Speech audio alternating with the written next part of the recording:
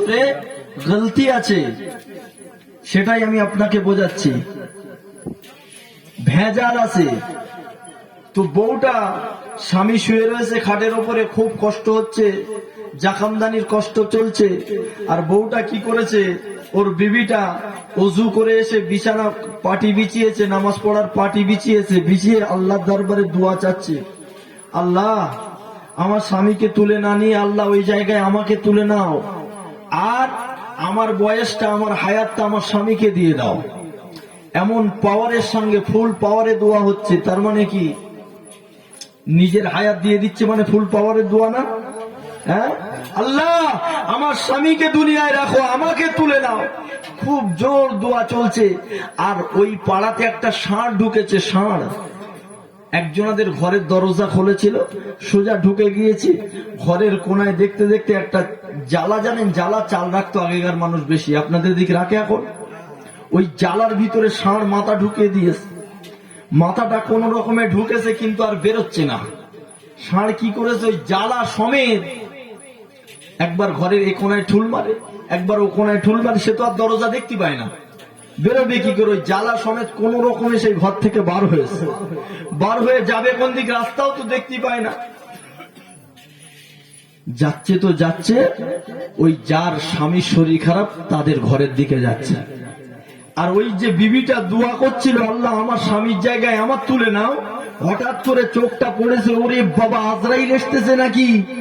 ও আজরাইল রুগী আমি না, রুগী সেই শুয়ে রয়েছে। কথা বুঝতে পারেন? দোয়া টোয়া ছেড়ে দে, বলতে আজরাইল সেই রুগী শুয়ে রয়েছে, আমি রুগী না।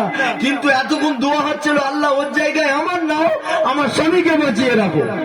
বুঝতে পারছেন কতটা মহব্বতের দোয়া?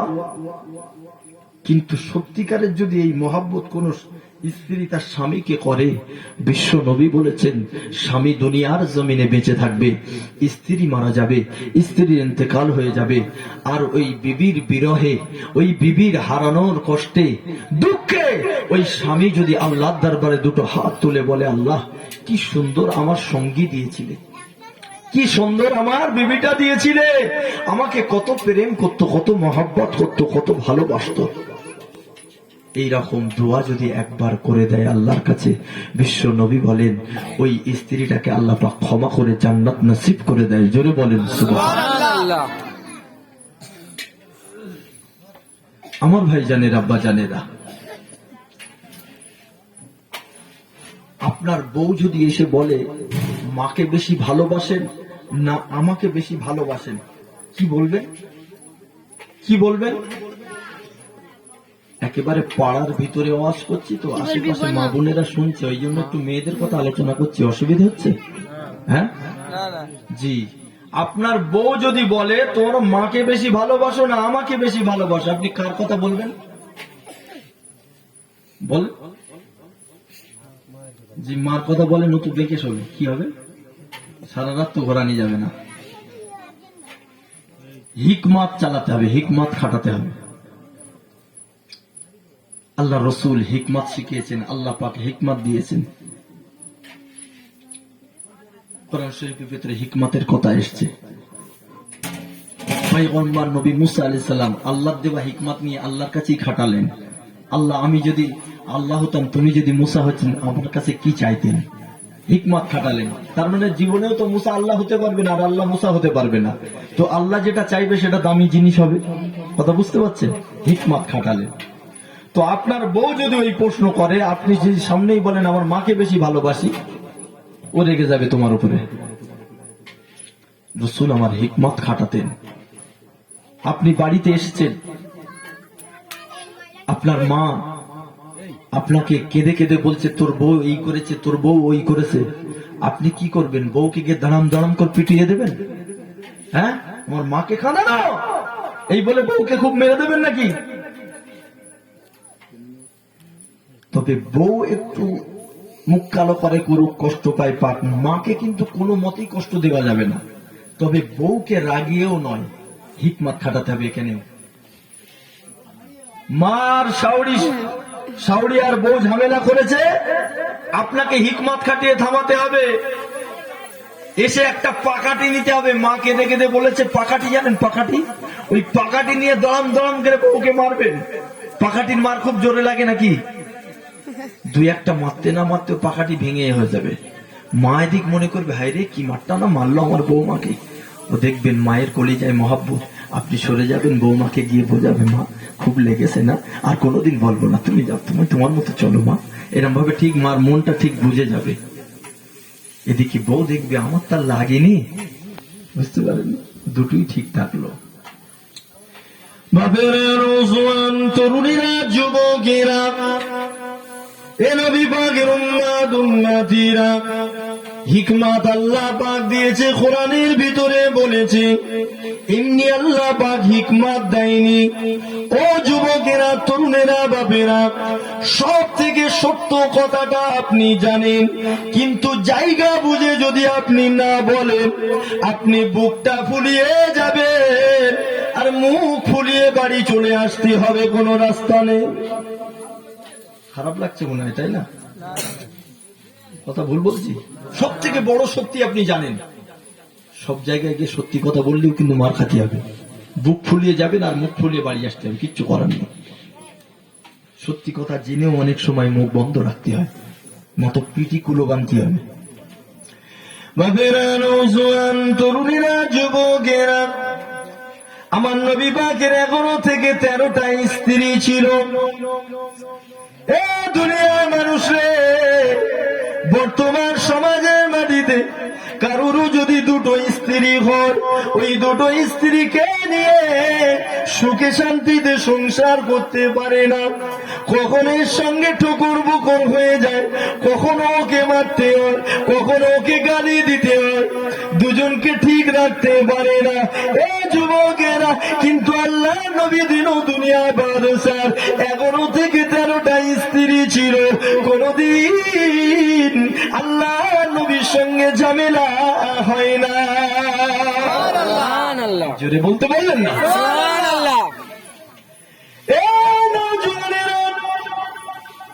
আল্লাহ নবী আম্মা জান আয়েশা সিদ্দিকার ঘরে বসে আছেন।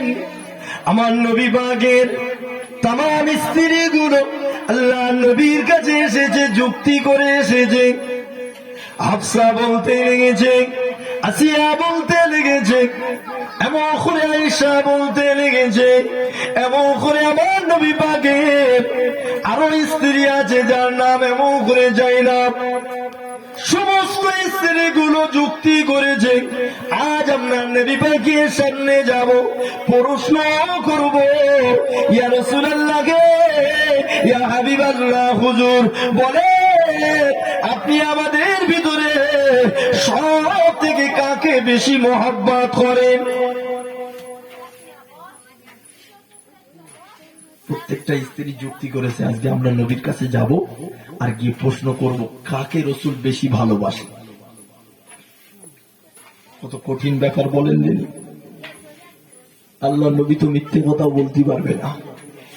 নবী মিথ্যে কথা বলে? যা বলে গেছে 1500 বছর পরে সব খেটে যাচ্ছে। বন্দুকের গুলি মিস করে, রসুলের কথা মিস করবে না। জোরে বলেন সুবহানাল্লাহ। বাপেরা, নওজোয়ান তরুণীরা, যুবকেরা, নবী আমার বসে আছেন। তামাম স্ত্রীগুলো হাজির হয়ে গেলেন।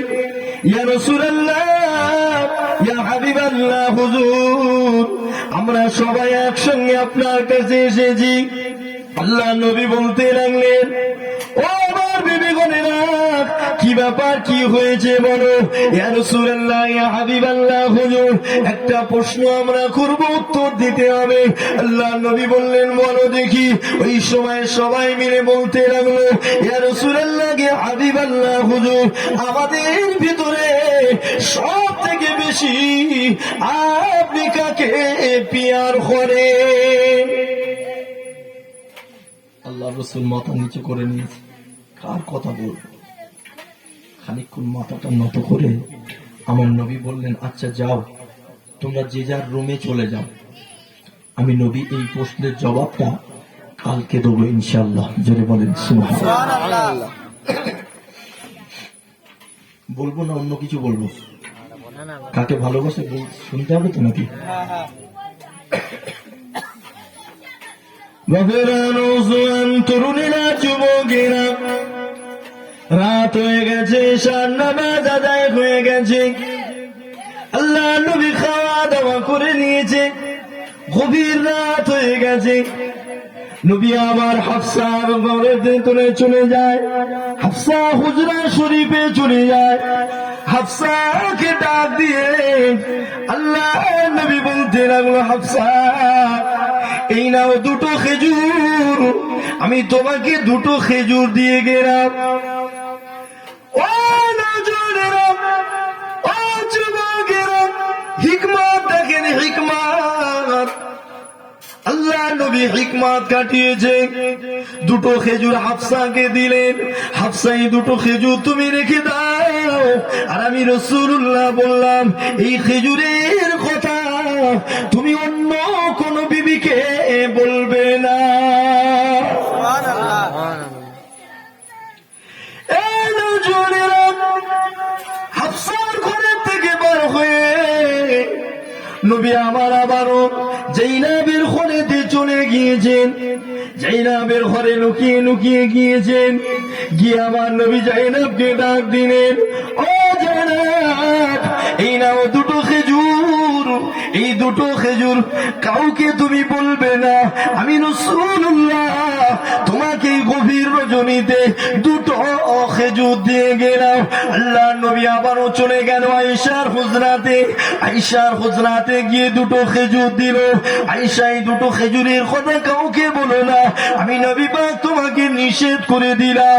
এই যুবকেরা, নবী পাকের তামাম স্ত্রীর হুজরার ভিতরে নবী আমার গোপনে গোপনে লুকিয়ে লুকিয়ে গভীর রজনীতে সবার রুমে রুমে গিয়ে নবী আমার দুটো দুটো করে খেজুর দিলেন।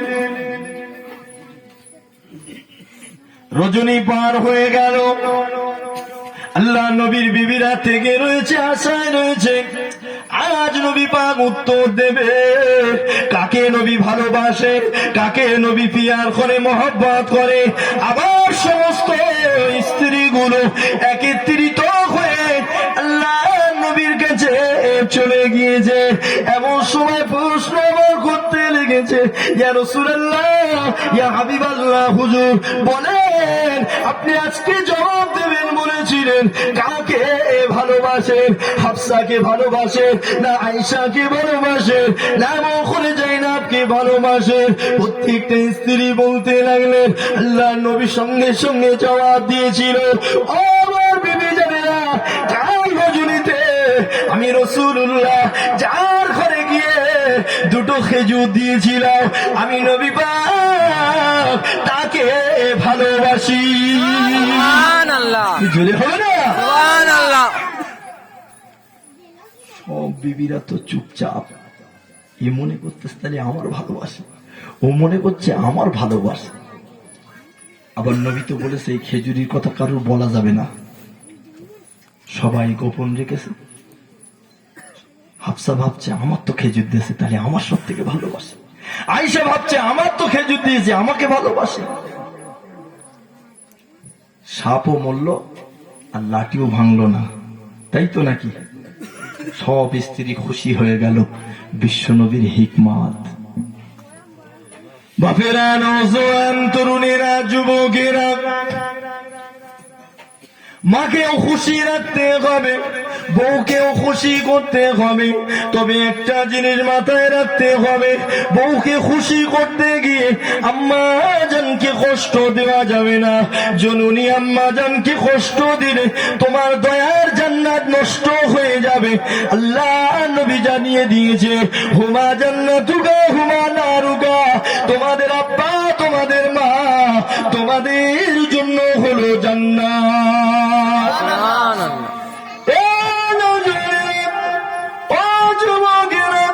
আল্লাহ নবী দিন দুনিয়া বাদশাহ হাবিবুল্লাহ মক্কা জমিন থেকে বিশ্ব নবী আমার মদিনার জমিনে চলে এসেছিলেন।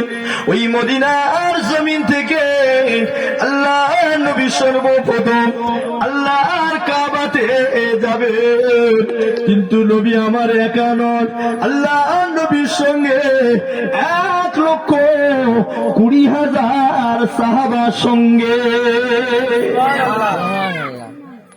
1,20,000 সাহাবা। চাই তাই ব্যাপার। এখন 1,20,000 মানুষ এক জায়গায় করবেন, মুসলমান এক জায়গায় করবেন, বেশিক্ষণ লাগবে না। হ্যাঁ, বড় ধরনের একটা বক্তা যদি ডাক দেয়, মানুষ চতুর্দিক থেকে গিয়ে হাজির হয়ে যাবে, কথা ঠিক না ভুল? কিন্তু তখন আল্লাহ রসুলের হাতে হাত দিয়ে যারা মুসলমান হয়েছে তারাই মুসলমান। এখন তো পুরো ওয়ার্ল্ডে মুসলমান আছে। আমেরিকায় যান, ভরি ভরি মুসলমান। ইংল্যান্ডে যান, ভরি ভরি মুসলমান। আর আমাদের ইন্ডিয়া, পাকিস্তান, বাংলাদেশ, এ তো মুসলমান ভরে আছে। কোটি কোটি, বিলিয়ন বিলিয়ন মুসলমান আছে। কিন্তু ওই সময়ে রসুলের হাতে হাত দিয়ে যারা মুসলমান হয়েছে তারাই মুসলমান ছিল। আল্লাহ নবী মদিনার জমিন থেকে আল্লাহ কাবা বাইতুল্লাহতে যাবেন। কিসের জন্য যাবেন? আল্লাহর কাবাতে, আল্লাহর কাবা তওয়াফ করতে যাবেন। নবী আমার হজ করতে যাচ্ছেন, সঙ্গে 1,20,000 কম বেশি সাহাবা রয়েছে। ও নওজওয়ানেরা, আল্লাহ নবী বিশাল কাফেলা নিয়ে মক্কার দিকে রওনা দিতে লেগেছে। যখনই মক্কার বর্ডার খানা চলে এসেছে, মক্কার সীমানা চলে এসেছে, সঙ্গে সঙ্গে আল্লাহ নবী সবাইকে দাঁড় করিয়ে দিয়েছে। ও সাহাবারা দাঁড়িয়ে যাও। সাহাবারা সঙ্গে সঙ্গে দাঁড়িয়ে গেল।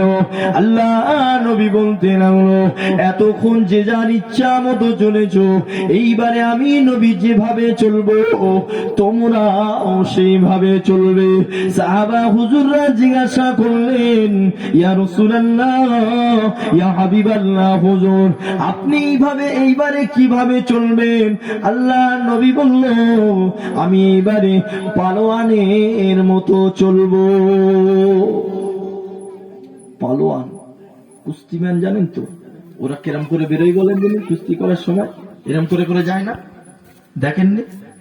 হ্যাঁ, কুস্তিম্যানেরা এরম করে করে যায়। তো রসুল বললেন, আমি এবারে পালোয়ানের মতো চলবো। মনে হয় চুপ, আচ্ছা চুপ করে বসতে। হ্যাঁ, রসুল বললেন, আমি পালোয়ানের মতো চলবো, তোমরাও আমার মতো চলবে। সাহাবা হুজুররা জিজ্ঞাসা করছে, রসুল আল্লাহ, হাবিব আল্লাহ, কেন পালোয়ানের মতো চলবেন? বিশ্বনবী এই সময় বলেছিল, এ বাবা সাহাবারা, মক্কার জমিনে উতবা আছে, শাইবা আছে, আবু জেহেল আছে, এমন করে ইসলামের বড় বড় শত্রু আছে, ইসলামের বড় বড় সন্ত্রাসীরা আছে। আজ পর্যন্ত মক্কার জমিনে আমরা নিশ্চিন্তায় যেতে পারবো না।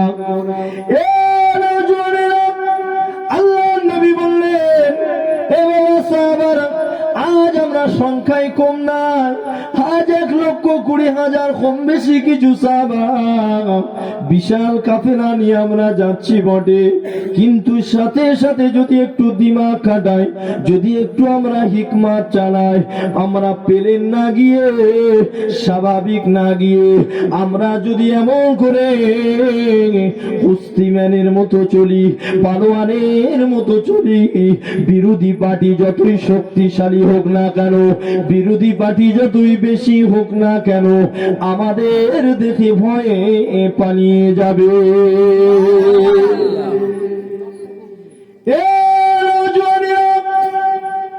আল্লাহ নবী সেই দিন পালোয়ানের মতো চলেছিল। আর বিশ্ব নবীর হিকমতটা আল্লাহ পাকের এত বেশি পছন্দ হয়ে গিয়েছে গো, কিয়ামত পর্যন্ত যত হাজী সাহেবেরা আল্লাহ পাকের কাবার দিকে রওনা দেবে, ওই মক্কার জমিনে পৌঁছে যাবে, আল্লাহর কাবা করে জিয়ারত করবার জন্য যাবে, আল্লাহর কাবাটা দেখতে যাবে, আল্লাহর কাবা তওয়াফ করতে যাবে। তামাম হাজী সাহেবেরা বিশ্ব নবীকে নকল করে এমন করে পালোয়ানের মতো চলতে হবে। আর যদি আপনি নবী পাকের উপরে মাস্টারি ফলান, যদি স্বাভাবিক আপনি যান, আপনার হজটা আল্লাহর দরবারে কবুল হবে না। ও আল্লাহ বলে বান্দারে আমি আল্লাহ পাক যা কিছু করেছি আমার নবীর খাতিরে করেছি, আমার নবীর ইশকে করেছি।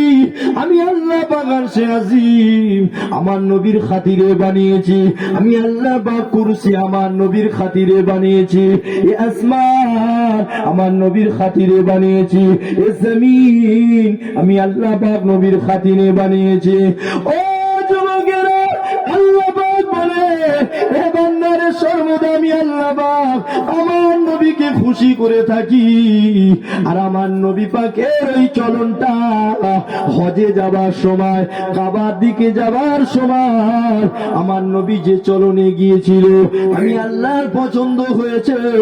কিয়ামত পর্যন্ত যারা হজে যাবি সবাই আমার নবীর মতো পালোয়ানের মতো চলবি। এ যুবকেরা, আল্লাহ পাকে পাপিষ্ঠকে আল্লাহর কাবার মেহমান বানিয়েছে।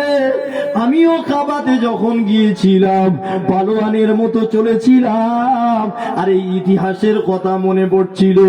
বিশ্ব নবী আমার ওই কাবাতে যাবার সময় এইভাবে চলেছে, আমিও সেইভাবে চলেছিলাম। কিয়ামত পর্যন্ত যত হাজি যাবে সবাই ভাবে চলবে। এর নাম হচ্ছে রামুল, এর নাম রামুল করা। আপনার যতই বয়স হোক, আপনি যতই অসুস্থ হন না কেন, দৌড়াতে পাচ্ছেন না, পালোয়ানি ভাব দেখাতে পাচ্ছেন না, অন্তত পক্ষে আপনার এই হাত দুটো এমন এমন করে দেখাতে হবে যে আমি রসুলকে ফলো করছি, বিশ্ব নবীকে আমি নকল করছি। নবী আমার দিন ও দুনিয়া বাদশাহ হাবিবুল্লাহ কাবা বাইতুল্লাহতে চলে গেলেন। নবী আমার কাবা তাওয়াফ করলেন, সাফা মারওয়া দৌড়াদৌড়ি করলেন, হজের আরকান গুলো মানলেন, হজের হুকুম আইন কানুন গুলো মানলেন। হজ সম্পূর্ণ হলো। না মক্কার কোন কুফারে কোনায় নবী পাকের সামনে এসে একটা কথাও বলতে পারে না। ও নওজোয়ানেরা, এ ছেলেরা, যুবকেরা, আল্লাহ নবী বিদায় হজেতে কিয়ামতের ময়দানে আরাফার ময়দানে একটা পাহাড় আছে, ওই পাহাড়ের নাম হলো এমন করে জাবলে রহমান। ওই জাবলে রহমাতের উপরে দে আল্লাহ পাক তোমার আমার আদি পিতা আদি মাতা দুজনকে সাক্ষাৎ করিয়ে দিয়েছিলেন। ও যুবকেরা, ওই জাবলে রহমাতে আমার তোমার আদি পিতা বছরের পর বছর, বছরের পর বছর, 300 বছরেরও বেশি আল্লাহ দরবারে দোয়া চাইলেন, কিন্তু আল্লাহ পাক দোয়া কবুল করেননি। কিন্তু এই জাবলে রহমতের উপরে উঠে আমার তোমার আদি পিতা আব্বা জান নবী আল্লাহ দরবারে দোয়া চেয়েছিল। তোমার আমার নবী আখিরি পয়গম্বরের ওসিলা দিয়ে আল্লাহর কাছে দোয়া চাইলেন, সঙ্গে সঙ্গে আল্লাহ পাক দোয়াটা কবুল করে নিলেন। একটু পানি নিয়ে আসেন তো।